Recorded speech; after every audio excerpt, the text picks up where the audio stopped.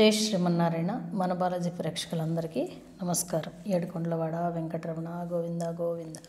ఓం నమో వెంకటేశాయ. స్వామి తండ్రి శ్రీనివాస.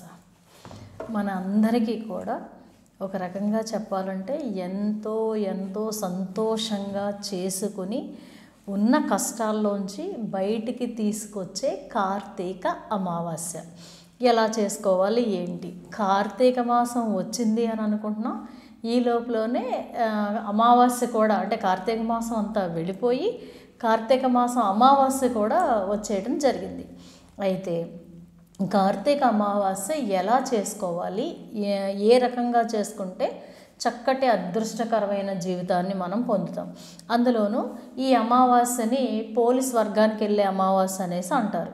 అయితే అదంతా మీరు చేసుకోండి. కానీ మనం ఎప్పుడూ చేసుకునేటట్టుగా అమావాస్యకి ఏం చేసుకోవాలి, ఎలా చేసుకోవాలి, మన సమస్యల్ని మన కష్టాలని ఎలా తప్పించుకోవాలి అన్నది మాత్రం మీకు నేను చెప్తాను. ఓకే, అమావాస్యకి మనం ఏం చేసుకోవాలి, చక్కటి అదృష్టాన్ని మన కష్టాలను ఎలా తీర్చుకోవాలి అన్నది మీకు నేను చెప్తాను. అలాగే అమ్మ హైదరాబాద్ ఎప్పుడు వస్తున్నారమ్మా ఏంటమ్మా అనేసి చాలామంది అడుగుతున్నారు. డిసెంబర్ 14-15 తారీఖుల్లో నేను హైదరాబాద్లో ఉంటాను. మీకు ఎవరికైనా డైరెక్ట్ అపాయింట్మెంట్ కావాలి అనుకుంటే కనుక మీరు తీసుకోండి. అలాగే మీకు వచ్చేటప్పుడు ఫోన్ అపాయింట్మెంట్లు అయితే మీకు తెలుసున్న విషయమే. తర్వాత మీకు వచ్చి ఏ ముహూర్తాలైనా సరే, ఇంటికి కావచ్చు, పెళ్ళిళ్ళకి కావచ్చు, పురుళ్ళకి కావచ్చు, దేనికైనా సరే చక్కగా న్యూమరాలజీ ప్రకారం ముహూర్తాలు పెట్టుకుని చక్కటి అదృష్టవంతులు అవుతారని మనస్ఫూర్తిగా వేడుకుంటూ, అలాగే పూజకు సంబంధించి ఏ ఐటమ్స్ అయినా సరే చక్కగా వాళ్ళ దగ్గర మన పూజ ఐటమ్స్ వాళ్ళ దగ్గర కనుక తెప్పించుకున్నట్టయితే చాలా రీజనబుల్గా ఉన్నాయి. చాలా చక్కటి ప్రోడక్ట్ అనేది పంపిస్తున్నారు. సరే, మళ్ళీ మనకి త్వరలో మనకి ధనుర్మాసం రాబోతుంది. ఇంకా నెల రోజులు కూడా మనం ఒక రకంగా చెప్పాలంటే బిజీగా ఉండటం, స్వామిని ఆరాధన, అమ్మ ఆరాధన ఇవన్నీ చేసుకుంటాం అనేది చేస్తాం.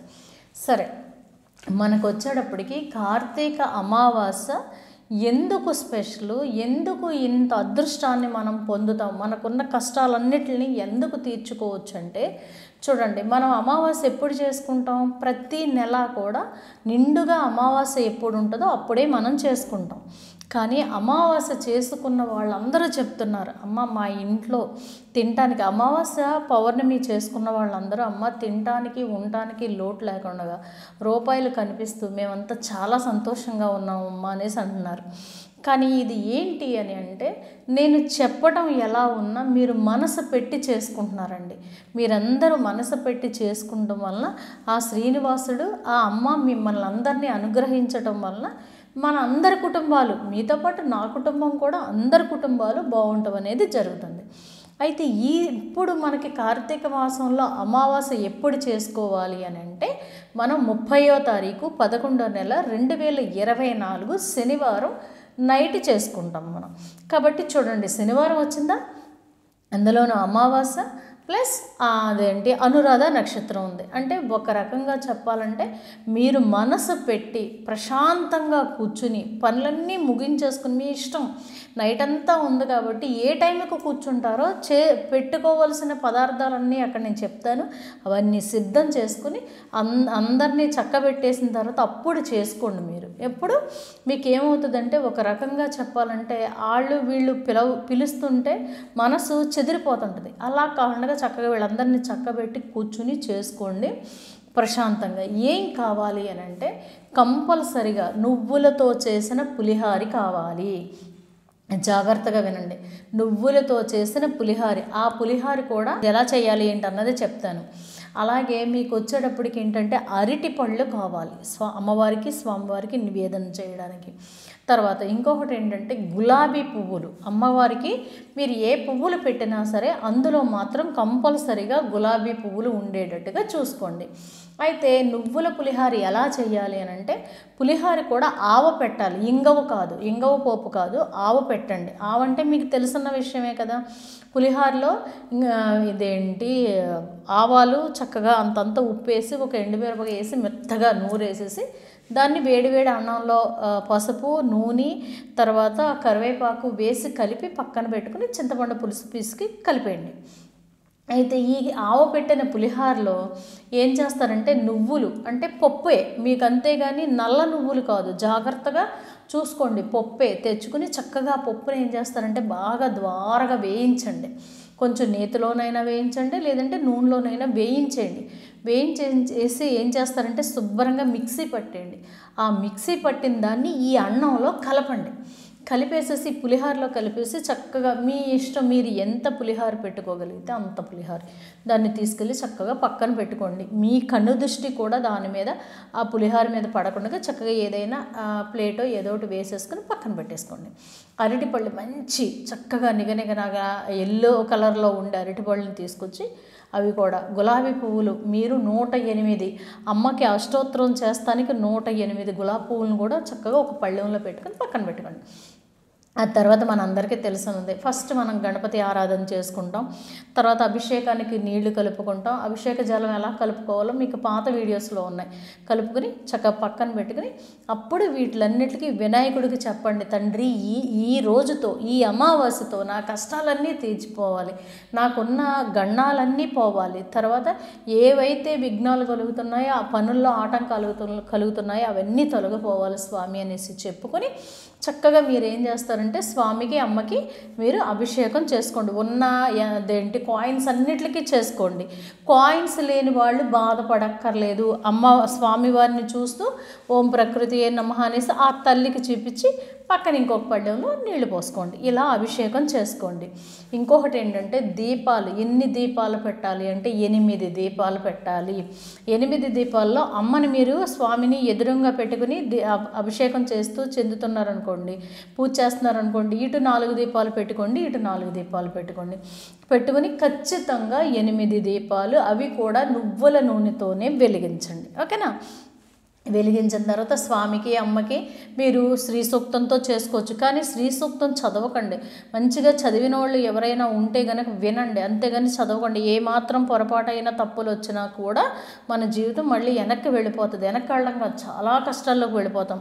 అలాగే శ్రీ సూక్తంతో మీరు కాదు అని అనుకుంటే కనుక అమ్మవారి అష్టోత్తరంతో మీరు అభిషేకం చేసుకోండి, లేదంటే కనకధార స్తోత్రంతో అభిషేకం చేసుకోండి. తర్వాత వెంకటేశ్వర స్వామికి కూడా అంతే, అష్టోత్తరంతో చక్కగా చేసుకోండి. చేసుకున్న తర్వాత అయిపోయాక తుడిచేసేసి పక్కన పెట్టుకుని వీళ్ళందరికీ గంధము కుంకుమ బొట్లు పెట్టుకుని చక్కగా మీ దగ్గర సుగంధ పరిమళాలు ఉంటున్నాయి కదా, అవి ఏంటి అని అంటే చూడండి, జవ్వాది కానీ తర్వాత మీకు కొన్ని పరిమళమైనవి పంపిస్తున్నారు కదా, అవన్నీ స్వామివారికి అమ్మవారికి చక్కగా అలా అంటించండి. అంటే సువాసన వస్తుంది కాబట్టి చక్కగా ధూపం వేసుకోండి. ఒక పక్కన ధూపం వస్తూనే ఉండాలి.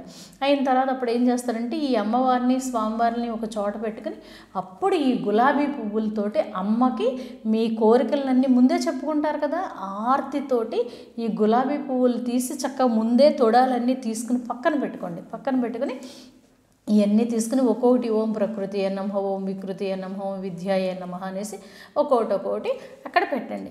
ఆ ఆవిడతో పాటు స్వామివారికి కూడా మీరు అష్టోత్తరం చేసుకోండి. స్వామివారికి చేసేటప్పుడు కూడా ఏంటంటే ఫస్ట్ అమ్మకి చేశాక తర్వాత స్వామికి చేసుకోండి. చేసుకున్న తర్వాత ఈ అరటి పళ్ళు చక్కగా నువ్వులతో చేసిన మీరు పులిహార ఉంది కదా, పులిహారి తర్వాత ఈ రెండిటిని కూడా అమ్మవారికి స్వామివారికి చక్కగా నివేదన చేసేయండి.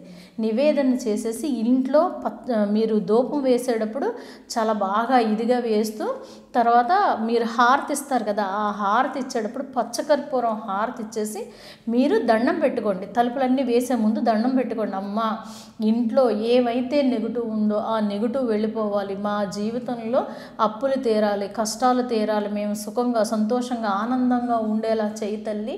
మళ్ళీ వచ్చే కార్తీక అమావాస్యకి మా ఇంట్లో ఈ దీపాలు లాగానే మేము నవ్వుతూ సంతోషంగా ఉండేటట్టు చెయ్యి స్వామి అనేసి అమ్మ అనుకుని మీరు ఏం చేస్తారంటే ఇంట్లో ఉన్న తలుపులన్నీ వేసేసి బయటకు వచ్చేయండి. బయటకు వచ్చేసిన తర్వాత కనీసం ఒక 5 నిమిషాలు ఉండండి. ఉన్న తర్వాత అప్పుడు తలుపు కొట్టండి. అమ్మ అమ్మ అమ్మ అనేసి తలుపు కొట్టి లోనకి వెళ్ళి అప్పుడు ఆ ప్రసాదాన్ని తీసుకుని మీరు మీ ఇంటిళ్ళ పాతి చుట్టుపక్కల వాళ్ళు ఎవరైనా ఉంటే కనుక వాళ్ళకి పంచిపెట్టుకోండి. ఓకే, ఇక్కడికి ఇంకా పులిహార ఎక్కువ ఉందనుకోండి, తెల్లారి తీసుకెళ్ళి ఎవరైనా లేని వాళ్ళు కొంచెం అంటే గుడి పక్కన ఉన్న వాళ్ళు ఉంటారు కదా, వాళ్ళకి పంచిపెట్టుకోండి. మళ్ళీ మనకి నెక్స్ట్ డే 1st తారీఖు, ఆ 1st తారీఖు రెమెడీ ఏం చేయాలన్నది ఎలా ఉంటుంది అన్నది కూడా నేను మీకు చెప్తాను. ఇలా చేసుకున్నట్టయితే చాలా కానీ వదలొద్దు. ఎంత ఇదొచ్చినా సరే, ఒకవేళ మీకు ఓపిక లేకపోతే ఇంట్లో భర్త చేత చేయించటమో ఎలాగోలాగా చేసుకోండి. ఎందుకనంటే వదిలేరు అంటే మనం చాలా జీవితంలో మిస్ అయిపోయినట్టు లెక్క. అంతటి అదృష్టకరమైన అమావాస్య కాబట్టి ఎవ్వరూ వదలకుండా చేసుకుని చక్కటి అదృష్టాన్ని పొందుతారని మనస్ఫూర్తిగా నా శ్రీనివాసుడిని వేడుకుంటున్నాను. జై శ్రీమన్నారాయణ.